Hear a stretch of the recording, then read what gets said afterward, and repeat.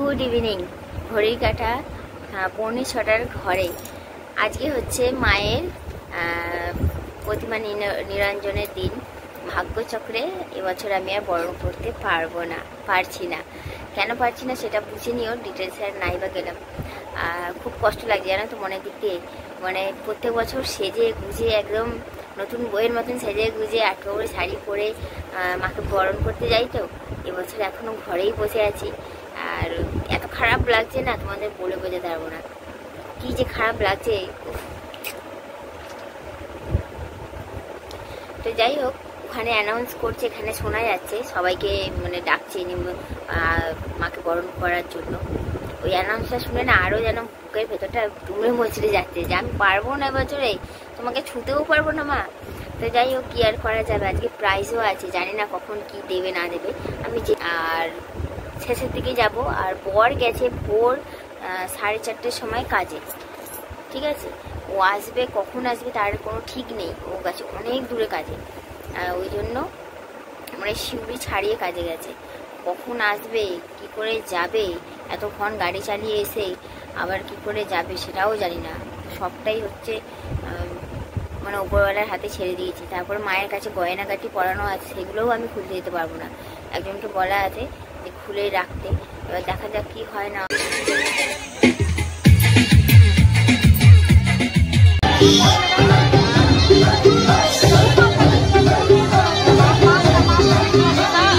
ঘড়ির কাঁটা 9:30 ঘরে। আমি তো গাউন পরে গেছিলাম, তারপরে পূজার বাড়িতে এসেছিলাম পূজাকে ডাকতে। যেই দেখেছে পূজা যে আমি গাউন পরে আছি, পূজা শিখিয়ে বলছে আমার শাড়ি পরবো, বলছি তোমাকে কিন্তু শাড়ি পরতেই হবে। আমি বলছি না, শাড়ি পরতে ইচ্ছা করছে না। বলছে না, তোমাকে শাড়ি পরতেই হবে, বাচ্চা বাচ্চা মেয়েরা শাড়ি পরছে আর তুমি বৌদি হয়ে পরবে না, আমারই পর। তখন আমি বাধ্য হয়ে আবার ঘরে গেলাম, এই যে শাড়িটা নিয়ে এসেছিলাম পূজা পরিয়ে দিল। এখান থেকে এবার সবাই একসঙ্গে চলে যাবো প্যান্ডেলে। আজকে প্রাইজ আছে, ওইদিকে বরণ করা চলছে। আমি তো তোমাদের বললাম বরণ করতে পারবো না, ওই জন্য মনটা একটু আপসেট হয়ে আছে। তো যাই হোক, প্রাইজ পেলে আবার সেই আনন্দটা ফিরে আসবে। বরমশাই হচ্ছে এয়ারপোর্টের জ্যামে অনেকক্ষণ ধরে ফেসে, প্রায় আধা ঘন্টার উপরে জ্যামে একই জায়গায় বসে আছে। এবার ও কখন আসবে, আদৌ যেতে পারবে কিনা তাও জানি না। আপাতত যাই, প্রাইজটা গিয়ে নিতে হবে। এই যে পূজা রেডি, পূজা একটা লাল রঙের শাড়ি পরেছে, লাল পরি হয়েছে। সেদিনকার আমি লাল পরেছিলাম, আজকে পূজার লাল পরি হয়ে গেছে। আজকে খুবই আমরা বিজি।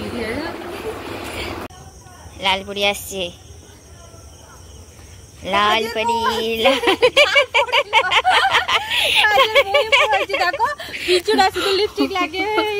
সবাইকে সাজাবে গোজাবে না, নিজে সাজবে। আমাদেরকে সাজাতে গোজাতেই তোর লেট। চলো চলো।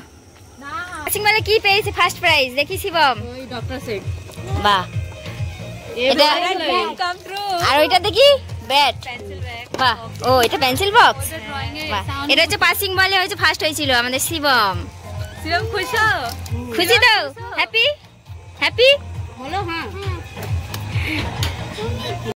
এইদিকে বরণ করা শুরু হয়ে গেছে অনেকক্ষণ আগেই। পূজার নানি বরণ করছে। মেয়েটার কাণ্ড দেখো, যেখানেই যাব ও আমার পিছু পিছু। এমনকি এই যে ঠাকুর যেখানে আছে স্টেজের ওপরে উঠেও বসে আছে। সবাইকে জানো তো প্রাইজ দেওয়া হয়ে গেছে। সেই সময় আমি প্রেজেন্ট ছিলাম না, ওই জন্য আমাকে বললো যে তোমারটা পরে দেবো, যেহেতু সব কিছু গুছিয়ে রাখা হয়েছে। আর এই যে বাচ্চা মেয়েটাও একটা ড্রয়িংয়ে ফার্স্ট প্রাইজ পেয়েছে, সেটাও চলো তোমাদের এক ঝলক দেখিয়ে দিই। মানে ফার্স্ট প্রাইজে আছে ওই যে পেন্টিংয়ের সেট পেয়েছে, ওয়াটার কালার এমনি কালার সব মিলিয়েই পেয়েছে। আর ও যেটা এঁকেছে চলো তোমাদের এক ঝলক দেখিয়ে দিই। কী এঁকে ও ফার্স্ট প্রাইজটা জিতে নিয়েছে। এই যে দেখতে পেয়েছো, দেখে বুঝতেও পারছো আশা করছি ও কী এঁকেছে। খুব সুন্দর হয়েছে, ওই জন্যই তো ফার্স্ট প্রাইজটা পেয়েছে। আর এই যে এদিকে চলছে সিঁদুর খেলা।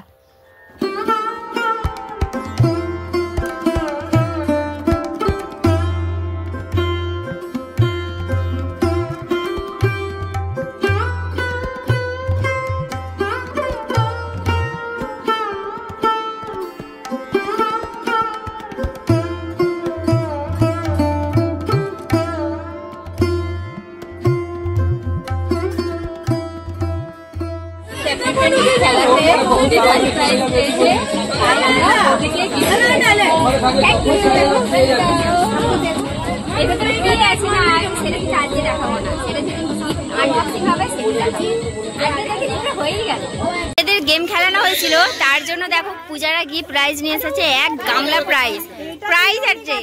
তাই তাই আমরা জানতেই পারবো না এর ভেতরে কি আছে না আছে। ছেলেরা এত কষ্ট করে প্রত্যেক বছর, তো তাদের জন্য তো একটা গিফট হয়, সেই জন্য আমরা এই বছর প্ল্যান করেছি সব দাদাদেরকে গিফট দেব। ইউনিক গিফট আছে বলছে একদম, এর ভেতরে আবার সারপ্রাইজও আছে নাকি আছে, তাই না? ভিডিও আছে আবার। এই যে মহারাজা এসে গেছে। ঘড়ি কাটা কটা? 12:30 10:30 পেরিয়ে গেছে না? কটা বাজে দেখতো? 10:35 10:30 হয়ে গেছে। কি গো আমি যাবো নাকি? যাবো? তুমি কি যেতে পারবে? তোমার চোখ মুখ তো ওরকম নেই যাওয়ার মতন, এত দূর গাড়ি চালিয়েছে।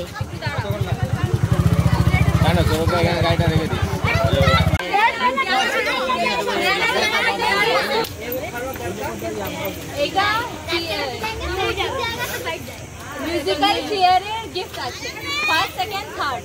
এখন সেকেন্ড আর থার্ড আর ফার্স্ট নেই মেম্বার, যে সেকেন্ড হয়েছিল ওনার হাতে আমরা দিয়ে দিই। সবাই একটা তালি দাও।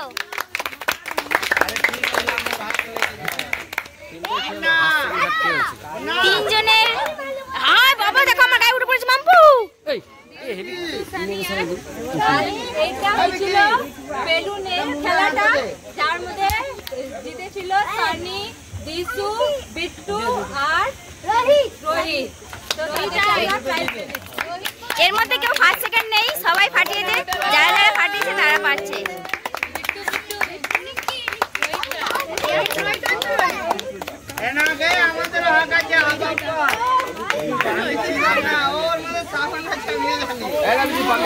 বলে যাবো না যে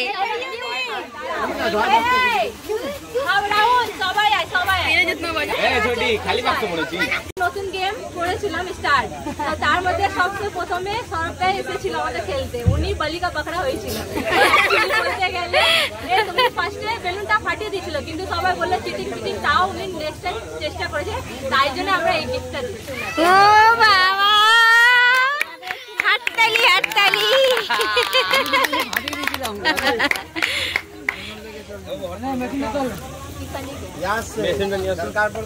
আর এই স্পেশাল গিফট আর এইটা যেমনি ছেলেরা সান্ত্বনা পুরস্কার দেয়, আমরাও চাইছি সব দাদাদেরকে সান্ত্বনা পুরস্কার দিতে, তাই এই সব গিফটটা আমরা সব দাদাদেরকে। আর ওইটার মধ্যে স্পেশাল কিছু আছে, তাই তো? সবাই ওপেন করে এক্ষুনি দেখাবে। তাহলে দেখাও শিগগিরই, এর মধ্যে স্পেশাল কিছু আছে মনে হচ্ছে। জোরে তালি দাও, তালি দাও, একটু খুলে দেখাও। সারপ্রাইজ আছে এর মধ্যে, ইউনিক কিছু।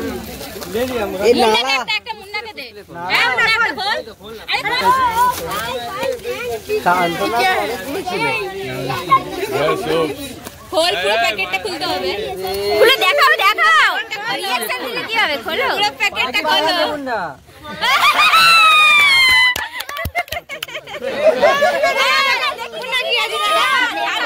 দেখাতে হবে।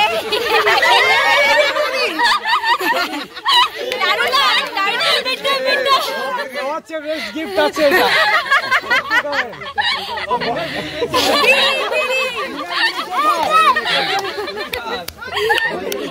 এটা সবাইয়ের, তোমরা শেয়ার করে খাবে।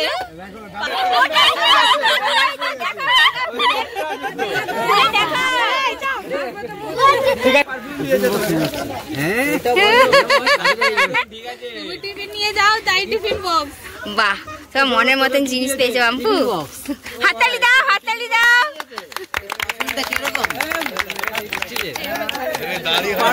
দারুন, কে পারফিউম পেয়েছে? ভালো, আর কে পারফিউম পেয়েছে? দুটো পারফিউম। খোলো খোলো খোলো, খুলে দেখাও। দাদা ওই সব দিকটা খুলে দিয়েছে, ভালো গেঞ্জিটা নিয়ে নিয়েছে, পারফিউম না লালি কালার দেখে। এইটা আছে, অনেক সুন্দর হয়েছে দাদা। বাহ, দারুণ হয়েছে, বাহ খুব সুন্দর হয়েছে। পছন্দ হয়েছে তো দাদা? গিফট পছন্দ হয়েছে তো? একদম, সব ছেলেরা খুশ, আমরাও সবাই খুশ। পূজা বলছি দাদাটা খুশি তো আমরাও খুশি বলো। প্রত্যেক বছর দাদারা সবাইকে খুশি করেছে। এর ভেতরে দুটো আছে, এর ভেতরে দুটো আছে। কালারটা ভালো লাগে, সাদা আছে, এই সাদাটা ভালো লাগে না। তাই জন্য এক রকম এনেছি কেউ।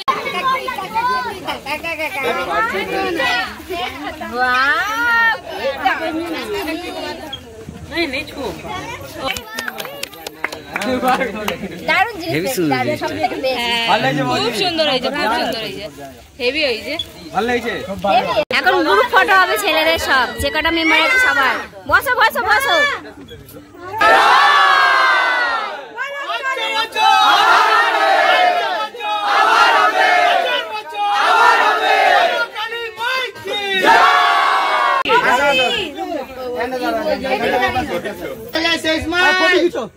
हटिए, फोन हटाइए। वीडियो है।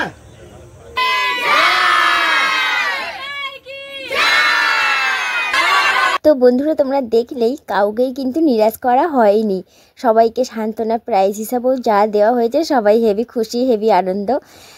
এরকমভাবেই তো ছোট ছোট আনন্দ দিয়েই তো জীবনটাকে রাঙিয়ে রাখতে হবে, তাই না বলো? আর গ্রুপ ফটো তোলা হলো ছেলেদেরও মেয়েদেরও, কেউ মানে যাতে আক্ষেপ না করতে পারে সেরকম কোনো ব্যাপার হয়নি। সবার ফটো তোলা হয়েছে, সবাই ভিডিও করেছি, সবাই প্রাইজ পেয়েছি আমরা। অবশেষে এই যে মাকে নিয়ে চলেছি, মাকে নিজের বাড়িতে পাঠিয়ে দেওয়ার উদ্দেশ্যে।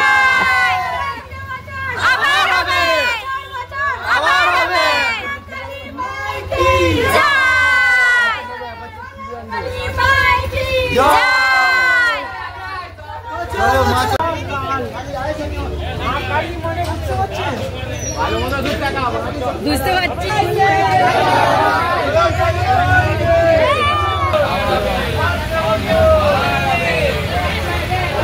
সবাই গাড়িতে উঠে পড়েছি। আমাদের প্রতি বছর দুটো গাড়ি হয়েছে, একটা মেয়েদের আর একটা ছেলেদের। আমাদের গাড়িতে আমরা সবাই উঠে পড়েছি, আর পেছনের গাড়িতে মা আছে, মানে ছেলেদের গাড়িতে মা থাকে। খিচুড়ি মেচি খাচ্ছিল দেখি।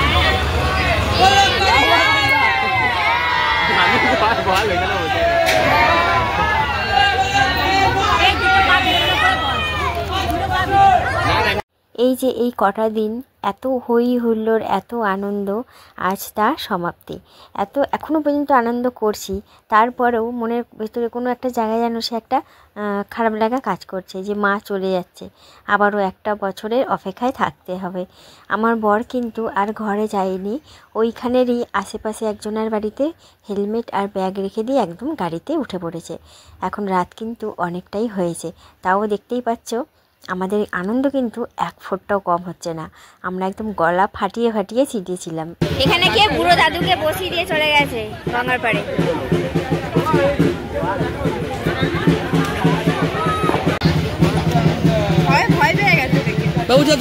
জল ভরে না 12:30 গঙ্গার পাড়ে চলে এসেছি। আর এই যে মাকে নামানো হবে, তার আগে আমরা চলে এসেছি গঙ্গার পাড়ে।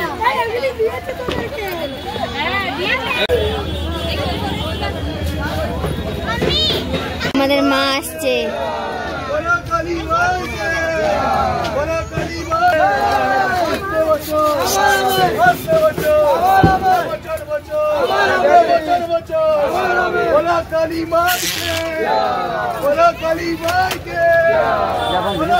চলছে